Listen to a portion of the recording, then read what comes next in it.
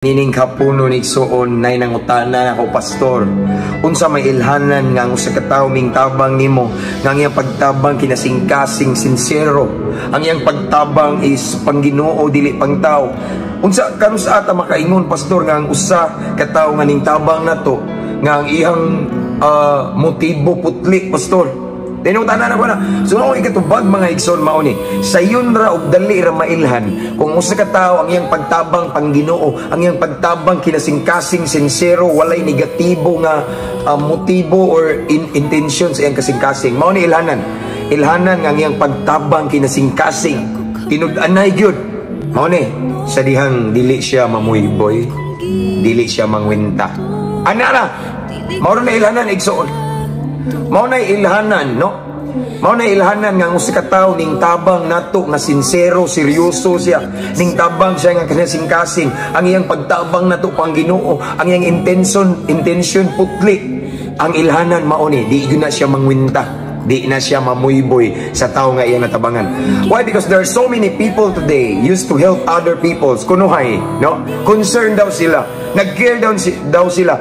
But after nga ang ilang pagtabang Igsoon, walay exchange bitaw nga maayong binuhatan. So ang ilang gitabangan wala nagpakita og maayo para nila. Okay? Ila din ng bubuyon, ila din ng let's say ila din ng kwintahan. Moingon din na sila nga, diba sa panahon nga nanginahanglan ka, grabe. Diba sa panahon nga naglisod kaning duol ka nako, gitagaan ti kag mga grocery, bugas, sudan, gipabailot ti kag bayad tungod hintaban ko nimo. Pero karon unsay mong ipakita, diba? Maunay pagtabang nga nag-apas og balikan og maayo. I mean, mo nag-ingon og kanang conditional nga pagtabang. Pagtabang kay imong motibo para naa kay mabalusan ka og maayo nga buhat sa taong imong gitabangan. Igsoon, paminaw mo. Kung ang nangtabang gali, ang tao nga nitabang Igsoon, pangginoo yang pagtabang. I mean, what I mean is kinasingkasing nitabang siya nga sincero gyud kanang walay dili maayo, walay dautan nga motibo. Once mutabang na siya makalimot gyud na siya. No, murag dili na niya hunaw-hunaw nang gitabang. No? Dili na niya hunaw-hunaw ang maayo nga gibuhat para niya. Ang importante malipay ang isig ka tawo nako or nato, no? Maunay nagtabang nga pangginoo. Kinasingkasing, sincero. Ano man, di mangwinta. Wala siya nag-apas nga naay response nga maayo o dili maayo. Ang iya basta, gibati niya nga patabangon just Ginoo, gitabang niya. No? At the end of the day, bahala namang Ginoo. Ang Ginoo rin, bahala mo bless or unsa mo balot. Basta, ang importante, nakakita ko og taong tabangonon, nanginanglan akong tabangan sa tibuok na akong kinabuhi. Maunay pagtabang nga Pangginoo. Pagtabang nga nakagitawag godly intention or godly motives. Pagtabang nga kinasingkasing, pagtabang nga tinud-anay, pagtabang nga seryoso or sincero kay wala kay giapas nga mutuhan kay ning eleksyon. Di ba? Ano tinuod nga pagtabang, no? Pagtabang nga para ma-please si Lord. Pero kung ang usa ka tawo mo tabang nimo, unya puhon-puhon pila ka bulan, pila ka tuig mangwinta na nimo, pang tao na iya. Ang ihang gihimo nga pagtabang just to please other people, just to please sa natabangan, just to impress sa natabangan. Pero tungod kay ang iyang kitabangan wala nagpakita og maayo sigurong simpatiya or pagtagad niya, iyang gikwintahan sa iyang gitabang, iyang giboy-boy. So dili na maayo Igsoon, dili nga na si Lord. Kita Igsoon, di ba? How many times ta na failed?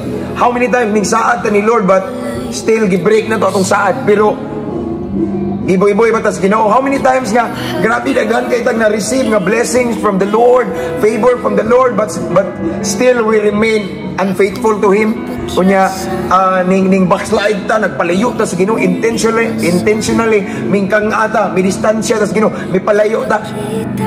Pero nagpadamgo ba si Lord nato nga gibuy-boy ta niya nga ikaw bataa ka, salbahit ka, no? Namuy-boy ba si Lord atong balikan ang prodigal son? Okay? Let's talk about the prodigal son. Okay, katong usa ka anak, duha man toy anak, pero katong usa nga manghod nga katong makaingon tag bugoy. Ngano man, iyang gignan niya nga mahal mga Igsoon. Iyang gignan nga, ha, ambina ako ang mga manada, ang ako ang tanan nga ako ambina, akong bahin. Mulakaw ko. So ang anak Igsoon grabe nagwaldas-walda sa kwarta hangtod to make the long story short, nahurot iyang kwarta, nahurot iyang bandi, kabtangan kay tigayunan. No, naglisod siya na siya sa kagutom kawalan doon. Hingbalik siya sa amahan. Tanawa, pagbalik niya unsay gihimo sa man, namuy-boy ba? Niingon ba man, tanawa na bata ka, naa ka diri, hayahay ka pero minglakaw ka. di ba? Karon mirisi kami nga na bas ang amahan wala. So sambingay na sa tong Ginoo igsoon. Atong Ginoo sa iyang natabang nato di siya mamuyboy.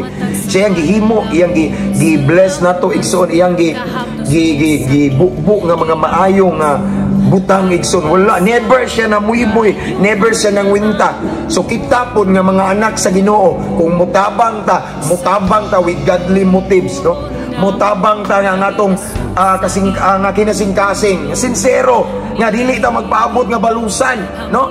Para nato igsoon is mutabang ka tungod kay natay katabang, and then wala ato, di ba? Ang atong mindset is this: I want to help them, I want to let's say give money to them, no, because they are in needs, or basta na ako'y hatag bugas or tagaan akong sudan or something, na tabangan ko ni paeskwelahon ko ni, no, tungod kay ang kaning naanak ko, I have the capability to help other people because of God. Walay ako gipiyal ni sa Ginoo. So, and I believe that God bless me because for me to become a blessing. So mauna yung mindset mo, mauna mo tabang ka, wa ka mauna tinuod nga pagtabang nga pang Ginoo, pagtabang nga kinasing-kasing, pagtabang nga sincero, no? Wala ka magunaw na balo sa imong kitabangan. Di, no? Once inganay mo mindset sa pagtabang, it means nga tinud-anay jud ang imong pagtabang ug ang imong motibo putli, imong motibo para sa kamayaan sa Ginoo. Apan kung imong motibo sagol hugaw, okay? Ang imong pagtabang igso nakay mag-apas ka igso, nakay giapas sa tawo nga imong kitabangan. It means nga dili na maoy tinuod nga pagtabang or gitawag og pagtabang nga nay godly motives, no? What I mean is ang imong pagtabang is conditional. Ano conditional man, pastor? Conditional na. Meaning kung kanang imong gitabangan dili na mo response or dili na magpakita og mayong butang nimo, imo nang buy-buyon, imong paninglan sa panahon nga nanginanglan kano bati jud na, no? Ingana magaling ato ang mindset sa pagtabang ay nalagtabang, kay sigurado ko nga kanang imong gitabang walay mo balik nimo, dili mahimaya, dili mahimuot ang Ginoo. Apan nahimuot ang Ginoo nga sadyang mutabang ta sa angay tabangan igsoon, dili ni ka magunahuna sa imong natabang. Ang imong una total ang naa nako gikan mi sa Ginoo, so ako lang silang i-bless tungod kay mao man ni purpose ni Lord. The Lord bless me to become a blessing for them. So tabangan ako sila kay nako ikatabang. So naman sila ikabalos na ko or wala. Ang importante na katabang ko nila maunay kinasing-kasing nga tabang. Maunay tabang nga pang Ginoo. Pero katong tabang nga pasikat pagkaruning nun pang tao. Basta gali dili na mo response ang gitabangan. Basta gali ang tao nga gitabangan igsoon. Dili mo pakita og mga butang nga malipay ang nakatabang din. Iyang buy-buyon, iyang kwentahon din maunay pagtabang with condition mo na pagtabang nga dili gyud kaingon ka og godly. Why? Kay kung godly pa na atong pagtabang, we have godly motives why we help them. Dili unta ta mamuyboy kay ngano man di kinaiya sa Ginoo nga mamuyboy. Amen. Kana no, so usa ka gamayng pahinumdum kung ginamang ko nangutana nako nga unsa ra ilhanan kung ang nitabang nimo tinud-anay bagid ang pagtabang og pangtao ra or pang Ginoo, no? So mo na kung ikatubag again igsoon ang pagtabang nga naay gitawag og godly motives, ang tinud-anay nga pagtabang or kinasing-kasing di gyud na siya mamuyboy mangwinta sa iyang gitabangan. Pero kung ang usa ka tawo nga tabang igsoon ang iyang motibo pagkaruning nun pangtao na siya giapas or conditional iyang pagtabang, mailhan na mangwinta na mabut ang buwan or tuig pila ka tuig igsoon iyahan ang hinumduman. Di ba sa panahon nga di ba iyang buy-buyon dili na maayo, dili na kinaiya sa Ginoo. Amen. Sa kagamay pahinumdum ragod chika-chika naman niya to mabungahong kapunon mga igsoon, ampo amping abanti ta, to God be all the glory. God bless.